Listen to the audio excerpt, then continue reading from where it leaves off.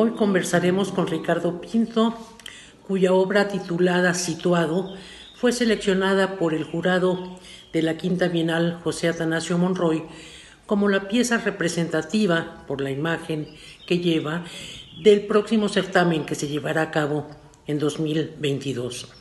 Este artista, formado inicialmente en Guadalajara, actualmente radica en Oaxaca, donde trabaja y desde donde ha proyectado su imagen en foros internacionales en Estados Unidos, en Canadá, en China, en Brasil, etc.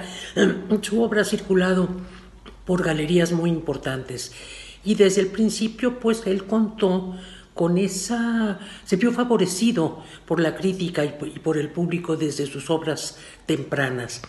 Hoy queremos darle la palabra para escuchar de su propia voz sus experiencias, su desarrollo como artista y sobre esta imagen que representará el próximo concurso. La pieza Situado, aunque no es parte de una serie tal cual, sí está dentro de un contexto de piezas donde yo estaba experimentando con el óleo, queriendo aplicar muchas cosas que he aprendido en el acrílico, ¿no? Y que de alguna manera tienen mucho que ver con mi relación, que siempre estoy buscando la relación, el fondo y figura, ¿no? ¿Cómo podemos hacer que el fondo sea un protagonista como si fuera una figura? Entonces, Situado es una pieza donde yo hago un barrido y empiezo después a dibujar, ¿no? Entonces el fondo, que es un dibujo, se convierte en la estructura de la pieza.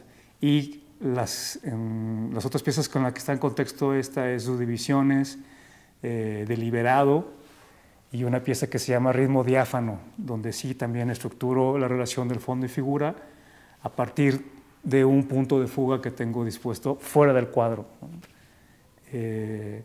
Y estas piezas que las hice un poquito antes, más o menos a principios del año pasado, antes de que iniciara toda la pandemia, y estaba como que cuidadoso de que fuera lo que estaba yo buscando y al mismo tiempo deliberadamente que sucediera lo que tuviera que suceder. Cabe señalar que la obra de Pinto se encuentra en las colecciones de la Universidad de Guadalajara desde el año 2001, cuando él ganó el segundo lugar de artistas en consolidación, justamente en el Atanasio Monroy, con una pieza que se tituló Reflejos del Mar y que se encuentra actualmente en la Pinacoteca José Atanasio Monroy, en el Centro Universitario de la Costa Sur, y también después presentó una exposición en 2009 en el MUSA, en el Museo de las Artes, que llamó Caminos Llave, la pieza, y él pues en sus indagaciones estéticas como que ha recorrido y ha acudido a distintas fuentes para encontrar sus modelos de expresión. Las piezas que ha premiado la Universidad de Guadalajara pertenecen a distintas etapas de su creación y entre ellas distan varios años de diferencia. Si en la primera, por ejemplo, vemos que pues fue una obra más cercana a ese abstraccionismo lírico, más motivado por la emoción. Después vemos cómo también ha acudido a fuentes de modelos orgánicos y finalmente, más recientemente, ha estado trabajando temas relacionados con lo urbano mediante una suerte de mapas o de planos ordenados con efectos ópticos tridimensionales. Ricardo se recibió de arquitecto en la Universidad de Guadalajara, pero encontró siempre su vocación dentro del arte.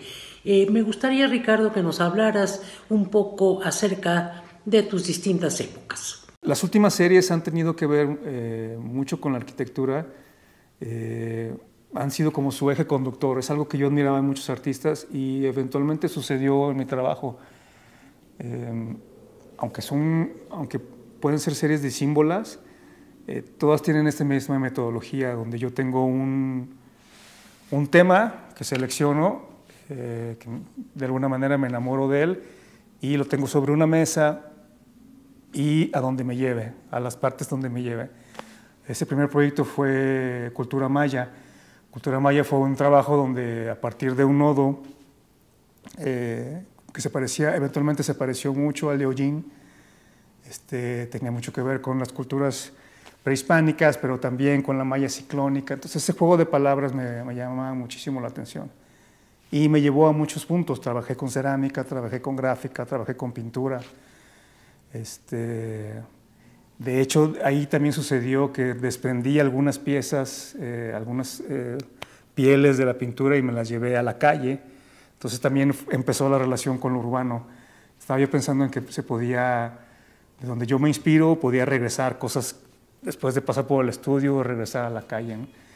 Ese fue Cultura Maya. Otro proyecto interesante que tenía como un eje conductor es el libro Neufer. Tal cual encontré el libro Neufer, que es un libro muy importante para la pedagogía de la arquitectura.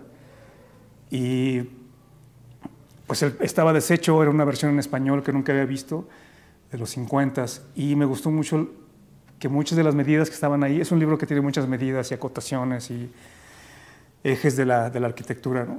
Entonces, cada una de las hojas me las apropié y las intervine de distinta manera. Casi como llegaba, como estaba el estudio, eran con acrílicos, encáusticas, tintas,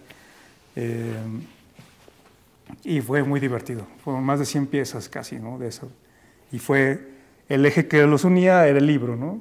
Pero no necesariamente tenía que ser ilustrado o estar pensando que vamos a contar una historia. No trabajo yo así. Después eso dio consecuencia a Fuga de Origen o Origen de Fuga, ¿no? Donde sí hubo muchísimas piezas donde ya tenía yo en el estudio dispuesto fuera de los lienzos puntos de fuga que yo utilizaba para trazar el diseño de la pieza, que podía yo jalar tal cual un hilo, trazar el hecho y después seguir trabajando, ¿no? Y esos son antecedentes de lo que hago ahora, que parece que se está mezclo las isometrías con las perspectivas, y no sé, de hecho desencadenó al proyecto nuevo que es Bisagra, que yo estoy entendiendo este punto de fuga como el punto de fuga, un punto entre una realidad y la otra, y ese eje funciona como una bisagra, ¿no? Que eso es lo que dio pauta para el proyecto donde me apoyó el Sistema Nacional de Creadores, que es donde estoy trabajando ahora precisamente. El libro de Ernest Neufer al que él se refiere fue un libro sobre el arte de proyectar en arquitectura que se publicó en 1936 y que desde entonces se convirtió en una especie de libro de cabecera o de Biblia de los arquitectos.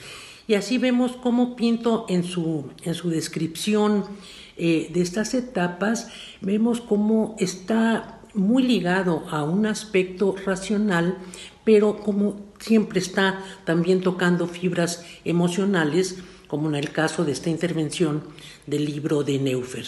Y como les comentamos, pues su primera formación fue como arquitecto y ello pues se refleja de alguna forma en su estilo de estructurar el espacio, en este manejo de los puntos de fuga. Y esto nos lleva a preguntarle qué significa para él o qué huella dejó para él ser arquitecto. Sí, yo como que la fortuna de haber estudiado arquitectura es que en la arquitectura, saliendo del medievo, los artistas estaban relacionadas con todo, tanto la arquitectura como las artes decorativas, las aplicaciones, la pintura de caballete. Entonces a mí me intrigaba muchísimo todo lo que sucedía alrededor de la arquitectura. Y sí, sin duda lo que más hago ahora es pintura, pero yo creo que desde Canaletto,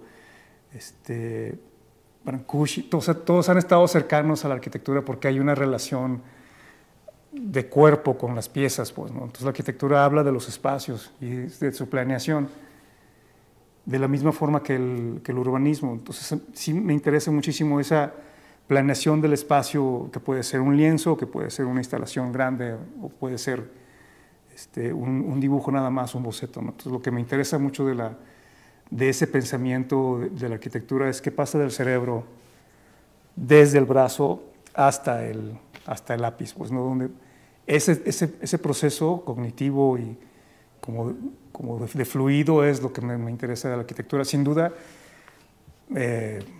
pues sí, se pueden hacer casas y distribuir los espacios y saber de medidas, todo eso, pero no es en sí lo que me interesa, al menos no es lo que yo aplico en mi obra, sino cómo resuelves la pieza a partir de un evento que puede ser un brochazo, ¿no? Ah, ok, aquí puede pasar esto, puede pasar lo otro. Inclusive puedes corregir, puede pasar esto, puede pasar lo otro, ¿no? Entonces, los artistas que siempre me han interesado siempre han estado cercanos a la arquitectura consciente o inconscientemente. Desde Klee, Sigmar Polke, no sé, la secesión vienesa, tenían toda la cercanía con la arquitectura, ¿no? Y no siempre era así delimitada, así, tiene que ver con esto. Y ya con el siglo XX pues viene la especialización y pareciera que todos tuviéramos que dedicarnos a una cosa específica, así cortadita, acotada, porque eso le da fluidez y velocidad. Entonces, pero a mí lo que me interesa es aplicar la lógica de la arquitectura en muchísimos ámbitos. Pues, ¿no? Inclusive en una plática me acuerdo que alguien me dijo, no, es que los arquitectos hasta acomodan los trastes diferente cuando los lavan. Pues, ¿no? O sea, hay una manera de razonar el espacio diferente, ¿no? Y eso lo aplico desde una tinta china, un garabato o una pintura grande, ¿no?